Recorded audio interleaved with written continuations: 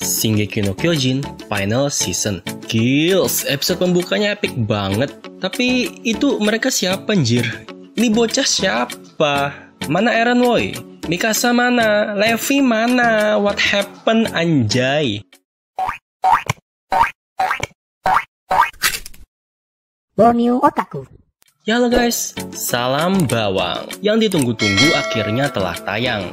Ya setidaknya aku sih yang paling nungguin banget penganimasian final season dari Shingeki no Kyojin atau Attack on Titan. Episode 1 dibuka dengan sedikit banyak tanda tanya bagi orang yang hanya mengikuti animenya saja. Dan perasaan hype gila-gilaan dari orang yang sudah mengikuti alur manganya. Video ini akan membahas dan menjawab beberapa pertanyaan yang mungkin masih mengganjal bagi kalian. Dari rumor-rumor yang beredar, katanya Shingeki no Kyojin Final Season ini akan mendapatkan jatah sebanyak 16 episode. Selain itu, jauh sebelum animenya tayang, aku dengar rumor kalau BTS bakalan nyanyi lagu opening anime ini. Weleh-weleh, tapi ternyata itu cuma halu. Untuk lagu openingnya, rasanya cukup disayangkan karena bukan Linked Horizon yang menjadi penyanyinya. Karena Linked Horizon sendiri sangat ikonik banget sama seri Shingeki no Kyojin karena sudah menyanyikan mayoritas lagu opening animenya di season-season sebelumnya. Tapi untuk opening final season ini yang berjudul Boku no Senso dari Shinsei Kamete-chan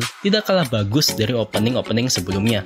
Jika lagu dari Linked Horizon cenderung bernuansa membakar semangat dengan tema perjuangan, lagu Boku no Senso atau My War di final season ini lebih memperdengarkan kesan dark, creepy, dan bikin merinding dengan tema peperangan ala Rusia. Ya, itu karena cerita yang disuguhkan ke depannya memang akan banyak peperangan dan bernuansa kelam. Shinsei Kamete-chan sendiri pernah mengisi ending Shingeki no Kyojin Season 2 dengan judul Yugure no Tori, yang mana klip endingnya tersebut sangat creepy dan sebenarnya menspoiler banyak sekali alur cerita yang terjadi ke depannya. Tapi untuk klip opening final season ini, ya tidak menampilkan spoiler apapun, atau ya bisa dibilang spoilernya itu tidak frontal. Adegan di klipnya cuma memuat visual peperangan, ledakan, tentara, mayat, dan siluet Titan. Bahkan kita tidak diperlihatkan sosok Eren, Mikasa, Armin, dan kawan-kawan. Untuk lagu endingnya dinyanyikan oleh Yuko Ando dengan judul Shock. Di klip lagu ending pada season-season sebelumnya, biasanya visual yang ditampilkan adalah ilustrasi gambar yang kuno. Tapi di lagu ending baru ini, klipnya menampilkan gerakan garis-garis kuning serta menampilkan siluet sang founder Titan, Ymir, dengan Vat yang terbentuk di belakangnya.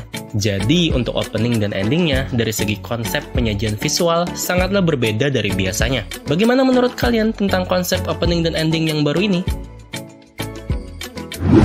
Episode 1 ini mengadaptasi cerita manganya di chapter 91 sampai 92. Pas alur di episode ini terasa agak lambat, jadinya sangat mendetail dalam mengadaptasi sesuai alur manganya.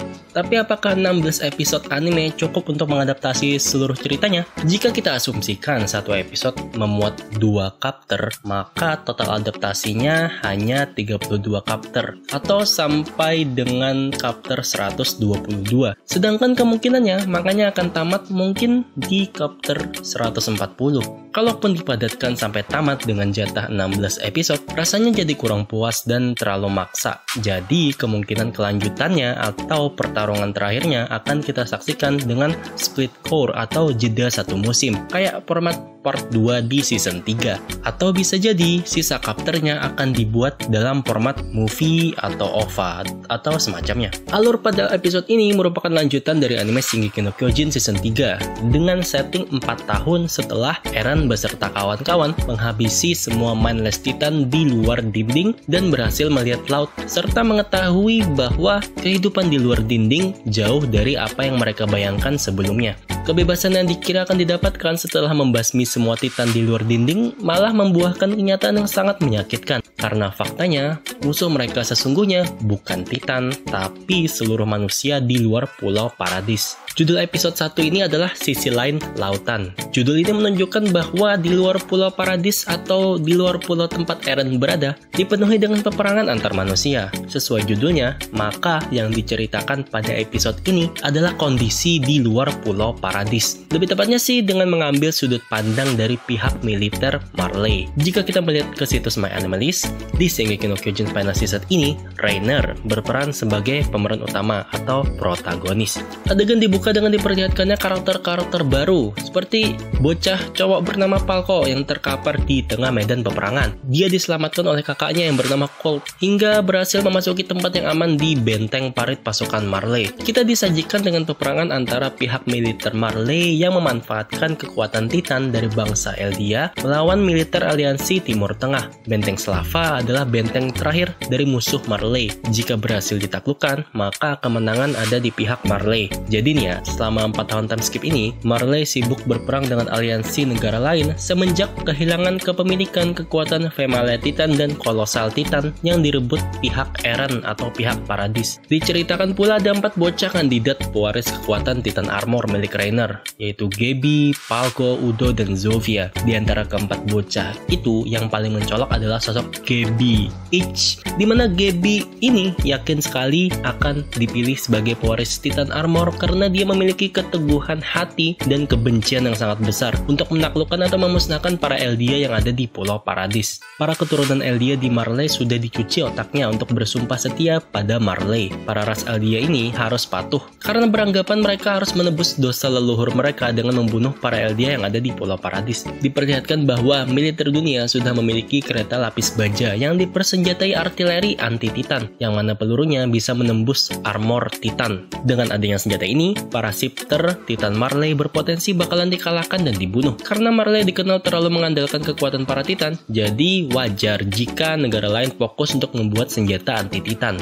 Era kejayaan Marley yang menggunakan kekuatan Titan sebagai senjata utama terancam berakhir. Makanya untuk mencegah itu, Marley ingin cepat-cepat mendapatkan kekuatan founding Titan agar penggunaan kekuatan Titan bisa lebih maksimal. Dalam hal ini, kekuatan founding Titan dimiliki oleh Eren yang berada di Pulau Paradis. Jadi cepat atau lambat mereka akan melakukan invasi kembali ke Pulau Paradis untuk merebut kekuatan founding Titan. Kelihatan sekali perlakuan rasis dari pihak Marley ke bangsa Eldia. Eldia dianggap sebagai sampah yang serendah-rendahnya. Jadi para Eldia sudah full dicuci otak untuk legowo, menerima cacian, hinaan, dan bersedia berkorban nyawa demi menembus dosa leluhurnya. Para Eldia rela jadi budak militer Marley. Hal itu diperlihatkan dengan 800 orang ras Eldia yang siap melakukan bom bunuh diri di medan perang. Peperangan pecah setelah Gaby dengan beraninya berhasil menghancurkan kereta lapis baja menggunakan bom. Yang mudah sekali melihat bahwa Falco suka sama Gaby. Apalagi Falco tanpa pikir panjang langsung berlari untuk menyelamatkan Gaby. Ya meskipun pertolongannya sebenarnya nggak guna. Aduh, bucin ala bocah nih. Kita diperlihatkan sosok Titan Galliard yang lincah. Jadi Titan ini jenisnya adalah Jauh Titan. Titan lincah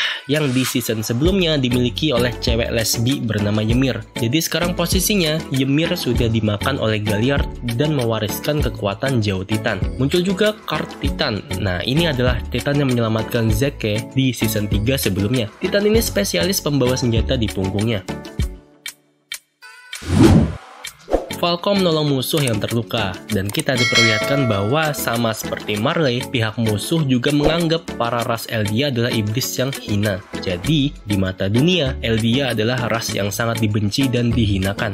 Marley sangat memanfaatkan pasukan bangsa Eldia sebagai budak militer. Cuci otaknya sangat manjur, banyak Eldia yang diturunkan dari atas pesawat dan semuanya dijadikan Titan dengan teriakan Zeke. Adegan ini menjelaskan kejadian di season 3 animenya, di mana para Titan tiba-tiba bisa muncul di dalam dinding. Zeke punya kekuatan untuk merubah manusia Eldia menjadi Titan dengan teriakannya, tapi syarat dan ketentuan berlaku. Pertarungan berlangsung cukup berat bagi pihak Marley yang menggunakan kekuatan Titan, apalagi pihak musuh dipersenjatai artileri berpeluru anti-Titan yang bahkan bisa menembus armornya Titan Rainer. Adegan pertarungannya berjalan dengan sangat mulus, terutama untuk animasi gerakan Titannya yang kayaknya pakai 3D CGI tapi nggak terlalu kelihatan. Jadi kita diperlihatkan kerjasama dari 4 Titan shifter sekaligus di sini. Ada armor Titan yang dimiliki Rainer, Jauh Titan yang dimiliki Galliard, Cart Titan yang dimiliki Peak, dan yang terakhir Best Titan atau Zeke yang melakukan finishing dengan skill lempar peluru ala pitcher baseball ke arah armada pasukan kapal musuh. Setelahnya, perang selama 4 tahun akhirnya secara resmi telah berakhir dengan kemenangan pihak Marley. Di akhir, kita diperlihatkan selebrasi kemenangan dari warga Marley karena militer Marley telah berhasil menang menaklukkan benteng Slava. Terus ada sosok pria bertopi misterius yang membeli koran. Siapakah dia? Dia adalah Jane Christine, cowok yang bucin sama Mikasa. Lah, kenapa dia ada di Marley? Tentu karena misi penyusupan yang mengindikasikan pihak survei Corps sedang merencanakan sesuatu. Kira-kira apa itu? Kita akan melihatnya di beberapa episode mendatang. Kesimpulannya, impresi awal untuk episode pembuka dari Shingeki no Kyojin Final Season ini sangatlah positif dan epic. Adegan pertarungannya disajikan dengan sangat mulus. Pace alurnya cukup baik, tidak terlalu cepat dengan konten manga yang dipadatkan hingga adaptasinya cukup mendetail. Pihak studio MAPPA layak diberikan tepuk tangan yang meriah dalam penganimasian Shingeki no Kyojin Final Season ini. Ya harusnya begini sih, karena kalau animasinya jelek, pasti nanti studio MAPPA bakalan dihujat oleh fans garis keras Shingeki no Kyojin. Untuk preview episode berikutnya, masih menceritakan sudut pandang pihak Marley. Kita masih belum diperlihatkan sosok Eren, Mikasa, Armin, Levi, dan kawan-kawan. Mungkin mereka bakalan muncul di 4-6 episode mendatang. Kita tunggu saja kemunculan mereka dan peperangan epic yang terjadi ke depannya. Peperangan yang sudah diperlihatkan di promotion videonya. Jadi, bagaimana pendapat kalian mengenai episode ini? Sekian dulu pembahasan mengenai Shingeki no Kyojin Final Season episode 1. Sampai berjumpa di pembahasan episode berikutnya. Goodbye.